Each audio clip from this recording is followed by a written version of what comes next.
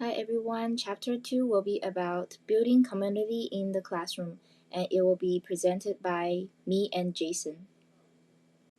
So for our bell work is to share your thoughts about why cooperative learning is important in social study. For our SLO is to explain why creating a learning community in your classroom is critical and develop ideas for how to create and launch a learning community. 2. Develop approaches for developing and sustaining a learning community.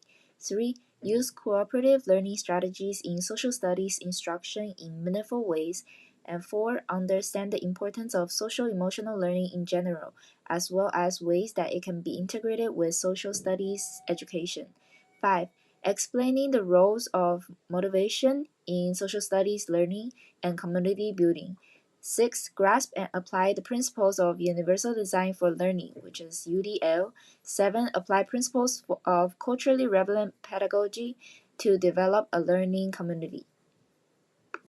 Our classroom rule is to be supportive, be inclusive, and also be productive in the classroom. So building a learning community. So first we will have to establish a vision, make sure that it is specific. So if the word respect is used, make sure that it is defined. And create a set of guidelines or principles of classroom with the students so the students know what are you expecting and they actually understand the rules of the classroom. Plan carefully and change students' responsibilities regularly so that they take turns and to try the taste of responsibilities and get the rope of it. And let your student get a sense of what it means to satisfy their needs and wants and to participate in a community where their rights and responsibility are exercised in ways that allow community members to feel in control of their destinies. Classroom community. The classroom community provides a forum for living informal social studies in a safe, orderly, and enjoyable environment. It serves as a natural way to connect cognitive, social, emotional, and moral development. Through structured discourse, students will begin to realize that social studies is a dynamic, integral part of their life.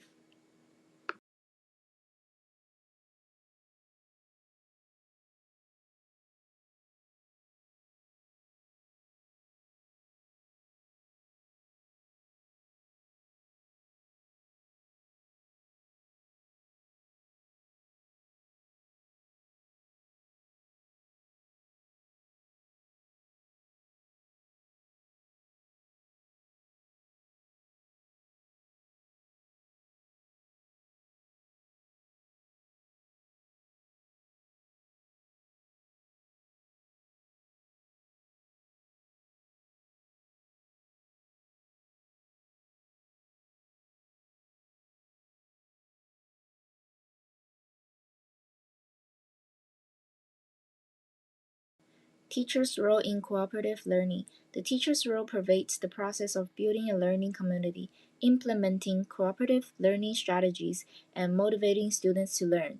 The teacher is responsible for helping students to understand human and civic issues, connecting learning to real life experiences inside and outside the school, and providing diverse resources that reflect multiple perspectives and cultural backgrounds. Preparing for cooperative learning. Cooperative learning is the most effective when it is taught in stages. Teachers should first determine whether the lesson focuses on routine tasks, then plan the desired group interactions, ensuring both individual and group accountability to achieve the best learning outcomes, designing goals aligned with learning goals and to support participation and build a strong community. Planned debriefing is essential in group work to support accountability, reflection, higher order thinking, and clear evaluation of the both process and the final product. 4 steps to create a learning community. First, formulating overall classroom goals specific to a social educational learning community. Second, creating and maintaining a classroom climate that features shared responsibility, promotes tolerance and appreciation of diversity, and provides support when needed. Third, building the learning community includes the establishment of rules, norms, roles, and procedures. Fourth, returning to your initial picture of a class and creating a vision for how all of this will function. Task structures. Task structure is the nature of the task and the working conditions that accompany it. So it may be individual, cooperative, or competitive. Also, individual students are responsible for their own assignments, but they are still allowed to consult with one another as they work because they need to communicate and also to help each others out. And task specialization is in effect when a larger task is divided in several subtasks and to each of the group members, just like what we did in Teachbacks. Cooperative learning techniques. Cooperative learning is the most effective when students are taught how to be collaborate, communicate, and give feedback within a well planned democratic learning community. Examples would be the original Jigsaw or the Jigsaw 2. Okay, so original Jigsaw is where the students learn thoroughly within a topic and they go in stations to learn different topics at a time. And Jigsaw 2 is where the students are being assigned to a specific task and then they combine the works all together to make a like a group work, okay, to make a complete result with their work putting together. Establishing a learning community and incorporating cooperative learning methods stimulates your students' motivation to learn and their tendency to find lessons and learning activities meaningful and worthwhile and to try to get the intended learning benefits from them. Okay, everybody, now that we've talked about community, we can get into social emotional learning. Now, this is any process which we effectively apply as an adult, like knowledge, attitude, skills, and it is important that we as teachers tie these skills into regular social studies. Now, I'm not telling you to replace the curriculum with these type of skills. What I'm saying is that they should work together to ensure that your lessons are not only effective, but relate to real life so your students can apply what they learn. And with that introduction out of the way, a few of those things that I mentioned actually make up the five learning competencies, otherwise known as the KSO competencies.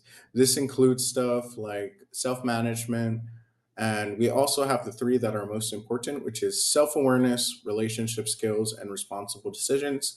Again, this is kind of revolving around the way our student interacts with the world, how they apply what they learn in social studies, and overall how to be an effective member of society.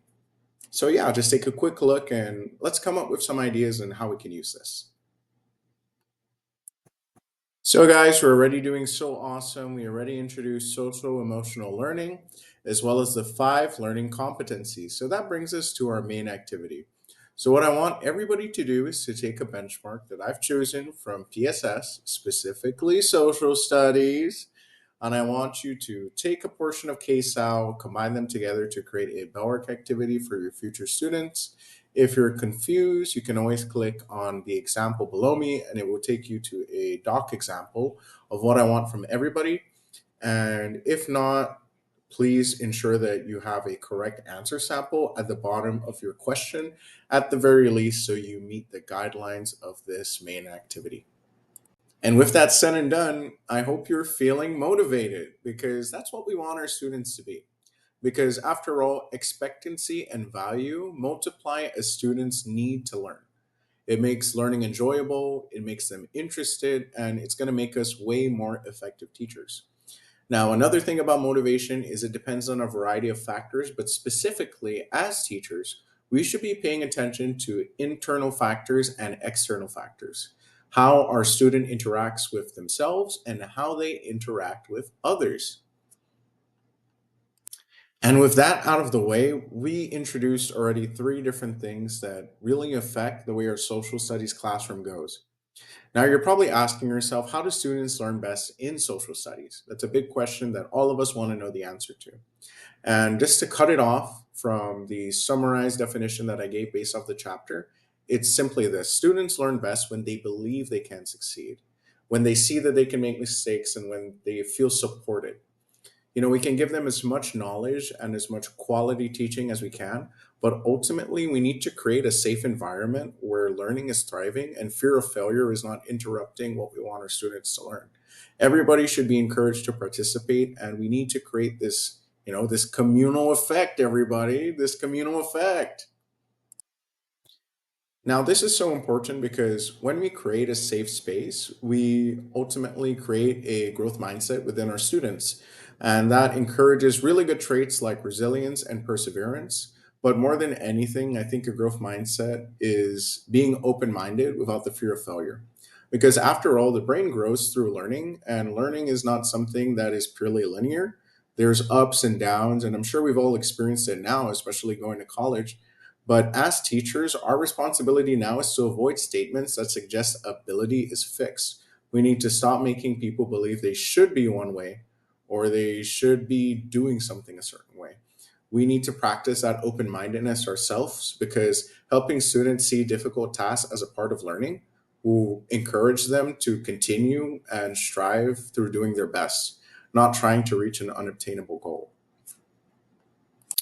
Now, although I'm not going to spend too much on this slide, I hope that you pause the video and take some time to look at some examples of outside rewards and internal interests that really shape what motivation is like.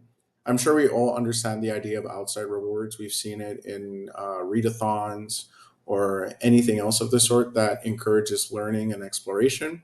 But intrinsic motivation is kind of more profound for students to grasp, because again, it's focusing on what's going on within, and that's something that even as adults I feel we struggle with. And motivation is just such a strong topic for teachers because we're all going to encounter low achievers. We've all been there. We've experienced a sense of burnout, whether it be from intense struggle or maybe just a lack of interest. We as teachers need to know how to tackle that. If you go to table 2-1, within chapter 2, you can look at some interesting strategies, but I labeled two because I thought it was interesting that they were very closely connected, and that's 4 and 5, which is criticizing low achievers less often for failure and praising less often for success. So the way we approach their progress and them completing tasks really can shape how a student feels about learning. Again, guys, just building on that sense of a safe environment where we can explore our learning competencies as well as related to social emotional learning and the curriculum as a whole. Now that brings us to the later part of the chapter, which really wants to express the value of culturally relevant pedagogy. Now, we talk about pedagogy in multicultural education, but it is essentially a style of teaching with culturally relevant, just expressing that the teaching we do needs to relate closely to the world surrounding our student as well as their individual cultures. It needs to be engaging, it needs to work off foundational knowledge, and we need to thrive as teachers to combine warm relationships with high expectations. It's a lot of work to create this strong learning community, but by taking inspiration from other teachers or even our own experiences, we can create something really magical for these students to go to.